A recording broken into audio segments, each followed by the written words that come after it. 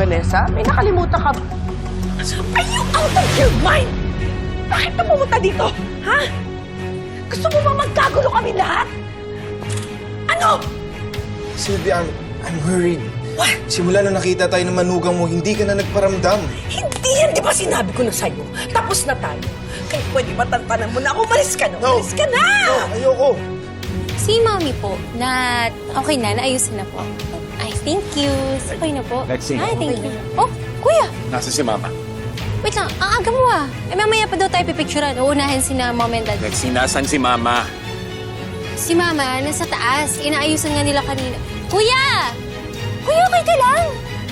Kung kaya nang wala ka, ayoko mawala ka.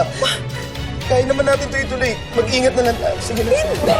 Ano ba? Tama na, Bruce Grace! Umalis ka na! Please! Umalis ka na! Naulo ka? Ay! Anak ka lang na ako! Marco, anak! Tama na! Marco, please! Tama na! Tama na, anak! Sa dami na pwede mong biktima yung nanay ko pa! Ha? Tama na! Sumunod ka! Sumunod ka! Tama na, Marco! Ano? Ha? Ano?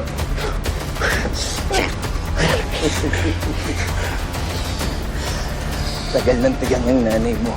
Dahil sa tatay mong walang kwenta at babayero. Ako nga nagpapasaya sa nanay mo eh. Dapat magpasalamat ka pa sa akin. Iyakan! Ay! Tama na! Tama na! Na, please! Marco, Marco! Tama na, anak! Tama na! Ay! Huwag mo sasaktan ang anak ko! Umalis ka na dito! Lumayas ka na! Layas! Umalis ka na dito!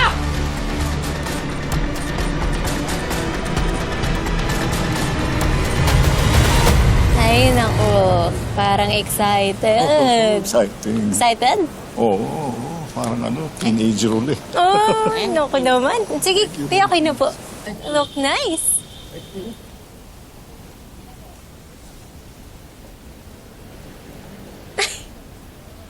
Ay, ate, nakita mo na ba si Kuya? Ay, hindi ko alam na. Dumating na pala siya. Dumating na. Parang mainit nga yung ulo eh. Feeling ko may problema yun. Tinanong ko kung anong meron. Dumiretso na naman kay Mama. Sige, check ko ah. Sir, next layout po. Ay, Vanessa. Ako na. I'll check on him. Your dad? Yeah, yep. Oh, Bruce. Ang ginagawa mo, ano nangyayari sa'yo? Wala po. Ano na pa ka? Magandang angle ah.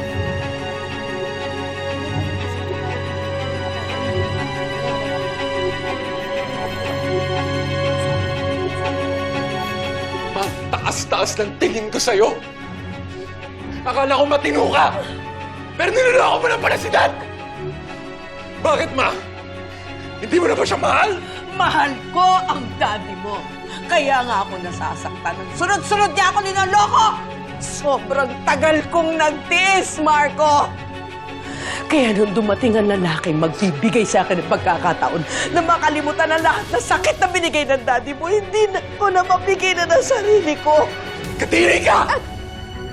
But I hate the person that I have become.